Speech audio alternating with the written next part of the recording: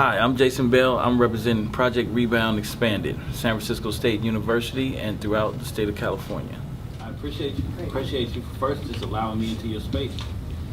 So, I thought I was coming to speak with a bunch of young folks last time I was in this very same room. Everybody's young. No, I know. I mean teenagers. This whole dog wears a dress. No, I definitely could dig that. I'm just saying.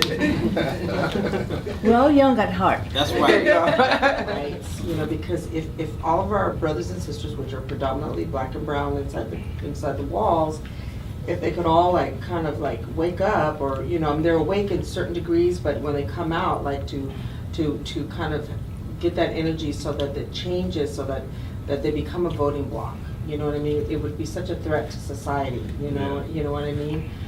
So anyway, so I want to kind of ask you, is there any kind of political education that goes along with Project Rebound besides just getting them into higher education? Well, it's not directly, but the Rebound Campus SF State version, Yeah. we continually always interact with all of us. Now, some of our graduates work for them now and have worked for them for years. Good. And actually, John Irwin, the same founder of Rebound, helped gave all of us an initial $10,000 to get the program going. Wow. So there's always a link with us. But Okay, good. I can't say that for everyone, because some people get caught up in the Jones. They want, once they discharge, and they just want to live, and Right, sometimes right. it's still shameful for them Right. to even mention it in a lot of social circles. That's true. So I noticed that with more of the business majors and the hard science folks, they kind of just want to change up. But then there are also a large portion of students that go into the ethnic studies and the behavioral and social sciences that do end up doing different aspects of activism and things like that. So as far as it being a mandatory thing, no. But does it happen? Yeah.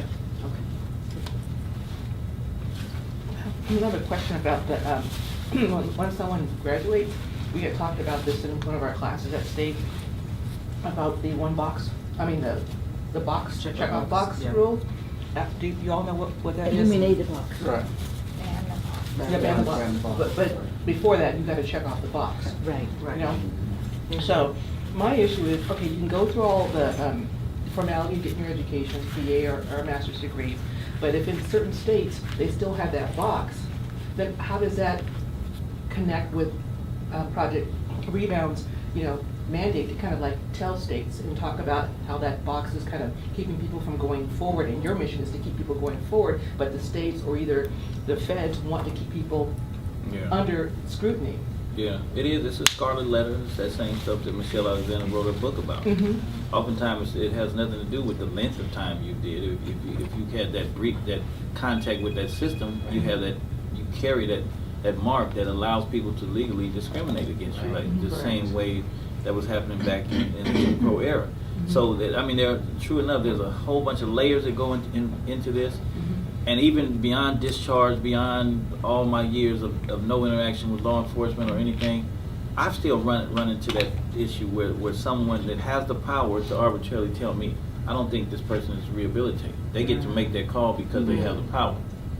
So I'm continuously working against that. Right now I'm trying to get some support for what they call a certificate of rehabilitation, which is very hard to get, and a lot of us never apply because it takes a little money, it takes some time, and it takes somebody that knows how to advocate for you in that court system. And what that is, that's a state judge putting a stamp on your rehabilitation. And if you're able to receive it, it puts you in the pot for a governor's pardon. And right now, I'm really trying. I'm gonna be a spearhead as far as the organization to try it. So I've started the process now, and I think that I might have a likelihood of actually receiving one. So I want to advocate for that, and I'm working with the SF Foundation to support all students that are trying to go into professional employment, especially if they're thinking that they may need a state license. Because in those courts, what you're fighting for is what they call moral turpitude. And you need every bit of positive paperwork to help you. Otherwise, it's all you standing on your own in a court system that's pretty much set up to point that finger at you continuously as a mess up. So, if I understand this correctly, okay, there's certain states that still have the box. correct? It's Yeah. not banned at all. Yeah, some states you Okay. can't even have a barber's license. if you have Right, a felony. so that Wow. means if you get out and you have your master's and your BA degree, you want to work, if you don't sign that box and they find out later, even though you have a good record since you've been out, the whole thing, I mean, it seems like it's backwards. The whole thing is Right. backwards. You've done all this time in school, right? And there should be something, as you were saying, like a release of moral, you know, Certificate of certificate or something right when you finish, but you gotta then go apply for something you have to pay for. Yeah. And that's a whole nother, how many years you gotta do that in order to get a job? So Yeah. therefore, when you get out with your master's degree from your organization, you still have these roadblocks. Is that what you're trying to tell me? Definitely, you still, Okay. you still run into them, but I'm working on it, and it's layered, it's more than just one roadblock. So, I mean, and right now as it stands, if any of you know about like the prison system, there's a point system when you go into that. I had this idea that I would like to see become law one day.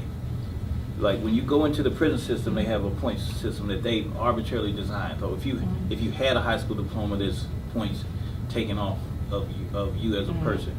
If you've been to the military, you probably can get some positive points, right?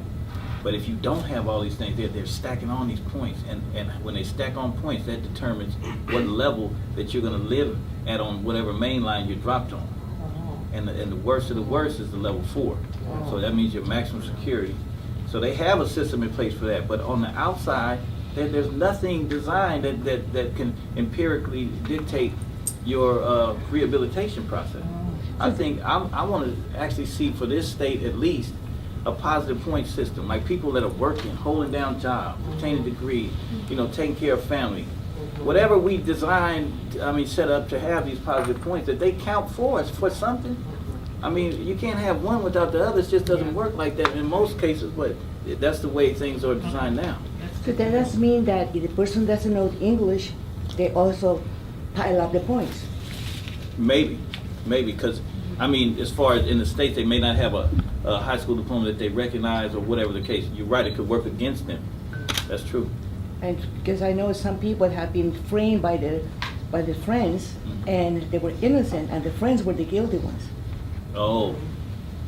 And then when they got into the court system, they didn't even know how to defend themselves, or they weren't understanding the Yeah, methods and that were also put. from what I heard from my friend, that her grandson was intimidated by the police, and in order not to be brutalized anymore, he just accepted that he did it. He signed something, okay. Yeah, I can see that happening. That happens a lot. Because that system is scary when they put you in those And sweat boxes. especially he didn't know the English that well either, or maybe he does, but the intimidation and the brutality. Yeah, scary. Would you say education is the key to success? I don't say that for everyone. I say that I think that it's an important piece for those who want it. Some people might be, have the access to maybe some family business or something. So then maybe they could bypass education and they'll do well, maybe be able to take care of themselves and their families if they choose so. But that's kind of rare. And nowadays with the technological gap that most people are suffering, you got to have some kind of paperwork behind you to work now. Just the factory thing is over. Yes. Some people could own homes working in the factory. Like my parents, they worked hard. I'm not knocking them for anything, but they just didn't know about that shit. They couldn't prepare me for that. So I just didn't know. I had to get from outside sources how to navigate that world. So I think that for most that want to do it, I think that it's important and are prepared to do it. Can you describe Project Rebound? Like, can you talk to us, I'm familiar with it, but not in depth. Like, what are the services? I know it's welcomes, people formerly incarcerated to get into higher education. Uh-huh. What are the services? Like, can you describe It's a little bit more in depth? what it has a lot to do with is the things that general counseling or people like that are not going to do. Like a lot of people that work on university campus are not going to be answering the stacks of prison mail that come in. They're just not going to take the time to do that. That's something that's unique to us. It's us even going back in to speak to folks and evaluate transcript. That process alone usually takes a person $55 just to apply for them to tell you that you need this and this and this. Like we're doing that preemptively before they even to prepare people to get to the point where they know these are the things you need to get to this to this point. So it's a lot of like that academic advising, academic advocacy. Some people, they've even been denied. We fight for them. We'll go to admission. We have connections. So a lot of it, if I had to put it in a nutshell, it's like if you do time, it's important for you to know who to go to on the yard. You know, right. you need to know who works in the laundry. You need to know who works in the kitchen. Right. You want to know who has the yard jobs to get certain things. You want to clean drawers. Right. You got to know who works in that laundry. It's important. You don't want to be wearing the ones that's been washed and everybody in the cell block has been wearing. So it's for your survival. You need to know these things. These are connections for survival, right? On a university campus, you want to know. You got to have someone in admissions that's convict friendly, that will work with you specifically. You don't just send your folks over and say, go talk to whoever. Right. It's not like that. We handhold. We take a person to this is our people. Excellent. You send us your transcripts. If you've done correspondence courses from prison, send them to us. We'll have an evaluation done. We'll know exactly. We'll start a folder for you and be able to advise you on when your release date is here.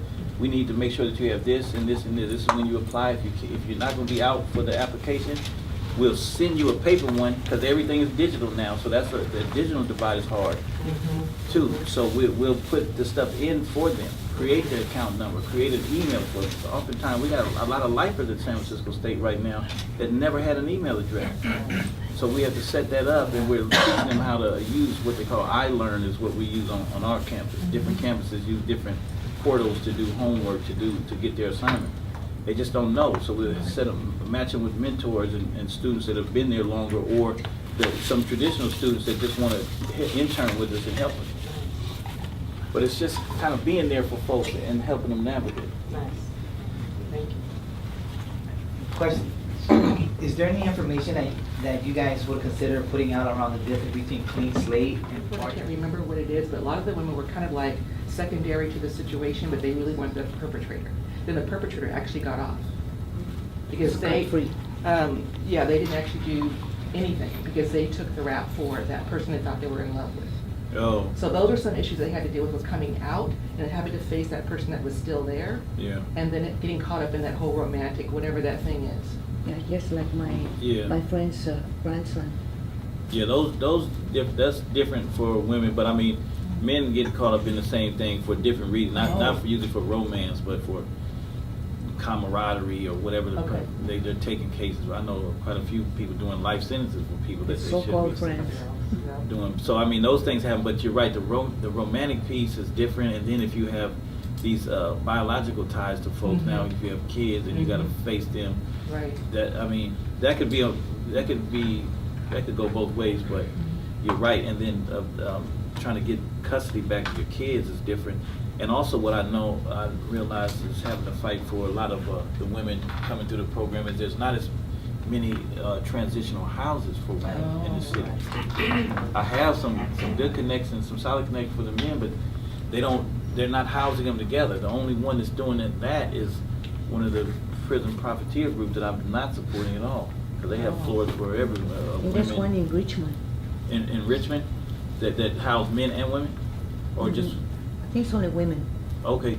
If you know the name of them, could you let me know? What about Sure. Delancey Street? Delancey Street is mainly a drug program. Okay, but they take people that have been in prison, right? Well, that's usually an alternative thing, that people go to Delancey to avoid going to prison. Oh, I see. And So the methodology that's used in Delancey wouldn't work for everyone. I know, I've heard their. Yeah. Do you have a card? Yeah, I do.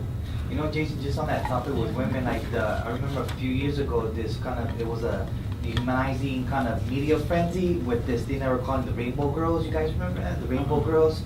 They were girls from Patrol Hill, Hunters Point, studying primarily African Americans who were boosting, right? They would go to these high-level stores, Gap or whatever they could, they'll run in, run out with it. And they came from our juvenile system, and they started entering 850. But when they enter 850, the laws changes from the welfare institutional code to the penal code. And so when they got to the penal code, they were getting hit with strikes, right, for confronting the loss prevention officer or swinging at the loss prevention officer. But I remember the Sundance channel, KTVU, Channel 4 was jam-packing 850 because they couldn't believe that women or young girls were committing felony crimes. Mm. So they started sensationalizing and they started labeling them rainbow girls because primarily African American women will use, they will braid their hair with different color hair. And so because of that, they started already labeling them as rainbow girls. We started looking at, some of the DAs were looking at, can we consider this a gang, right? Can we call the rainbow girls gangs, right? They started entering this whole 186.22, Oh. right? Criminalizing these girls, getting them into this gang label, getting them heavier strikes, gang enhancements. And so how quick San Francisco media can capture a marginalized community and run with it. Oh, wow. And so I would go interview these young girls and they're like dropped out of high school or teen moms, had no apprenticeship program, and these institutions were more heterosexual friendly. Like they were focusing more on young men apprenticeship programs, but when it came to girls, they had no access besides Cameo House, right? And it was all drug related. And so I got kind of looking at, can Project Rebound start that conversation around being gender sensitive, right? Making San Francisco more gender sensitive and helping media not become what on his friends like girls are made out of cotton. What was that saying? Boys are made out of cotton, they're so wrong. Girls are made out of spiders, they're so nice. That idea that girls cannot get caught up in the criminal justice system, so they're somewhat forgotten. They're a forgotten population. They'll figure it out. They'll be okay. If they bond with each other in prison, they'll come out. They'll be fine. But if you Google rainbow girls, you'll see it. It's like a bunch of articles on them highlighting the African American girls. Attending school takes discipline. You have to go to class and do the homework and can you tell me about a typical participant? Are they working and going to school, or how? I know it's a struggle. Yeah. Can you tell me a little bit about the struggles that you or participants have in making that transition to obtaining the degree? It's definitely hard because most people that are living in the Bay Area, you're gonna have to work a little bit. But you can't, but see, you get caught in this rocking between this rock and this hard place. You can't work too much because I kind of reluctant to say the beauty of it is that if you've done a lot of time, you're eligible for full financial aid. So the education piece is paid for. And a lot of the speaking engagements that we do in custody is clearing up that myth that if you have this felony, you can never receive financial aid. What people don't realize is that if there's a question in the financial aid packet that says if you were receiving financial aid and you caught a drug felony specifically, you can completely mess up your chances of getting financial aid. But you know how it is, that what's that 5 degrees of whatever the phone game is, one person reading here, by the time it gets over there, it's something completely different. So a lot of people have read that if you have a felony, you can never get financial aid. So we spend all this time clearing up all that stuff. But see, some people, if they're lucky enough to fall into a job first, it kind of, despite them having all the ambition to want to go to school, they kind of throw it to the wayside and become a slave to whatever little bills they create. But if they stick to their plan and immediately after release they go to school, the school is paid for. All they have to do is maintain a C average, and they can do well and finish it. So, and with the right support, they'll do it. But a lot of them are picking up little jobs, sometimes work study and different things like that. Campuses will help out with that a lot of times if you're around.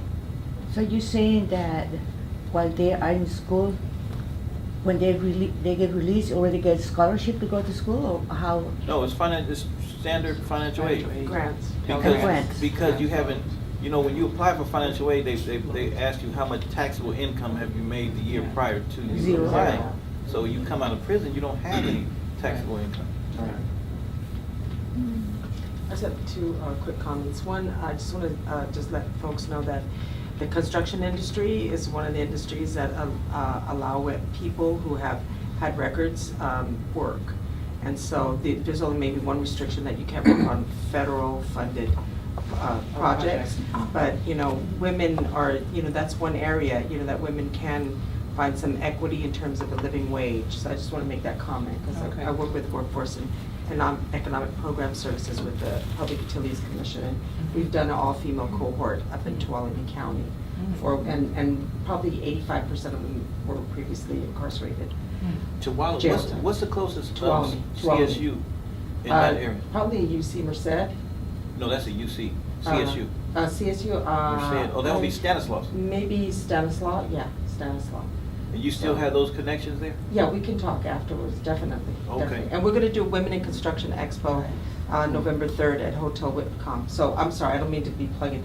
My other question, but I mean, it's a long line, because sometimes you are college material and then sometimes you're not. And Yeah. we're talking about equity for women, so I just wanted to just say that comment.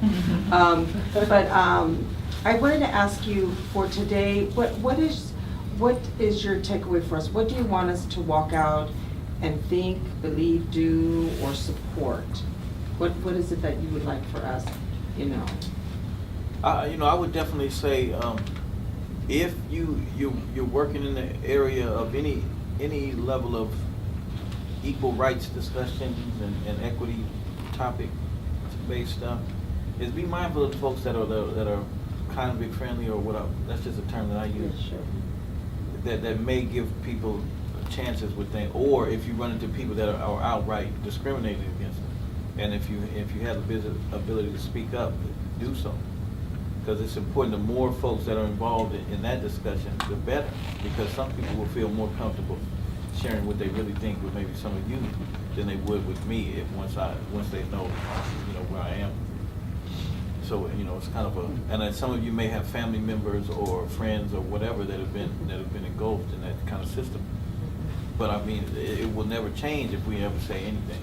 And eventually, for some of these other roadblocks with employment, I mean, the ultimate goal I will share. I don't share with everyone, but eventually we'll have an institute to help people create that work history to help them get past some of that stuff. Because there's a lot of, I mean, I've done time with people that are some of probably the best barbers I've ever come across. But in some places, like we were talking about earlier, that they're not allowed to have a barber's license. Yeah. But I think that they should be able to benefit from those skills while in preparation to go to school or do whatever it is they want to do next. So, with our institute that we control that's not controlled by one of those prison profiteers, I think could really benefit the state in a lot of senses. Yeah, and speaking about the box, even so on the application, they have eliminated the box. But once you go through the interview and they want you, you have to answer that question. Yeah. And also, something interesting that I learned, that to be a police officer, you can have a misdemeanor. But for a security guard, you cannot be hired if you have a misdemeanor. Yeah. Isn't that crazy? It's so backwards. Well, thank you. Thank you for having me.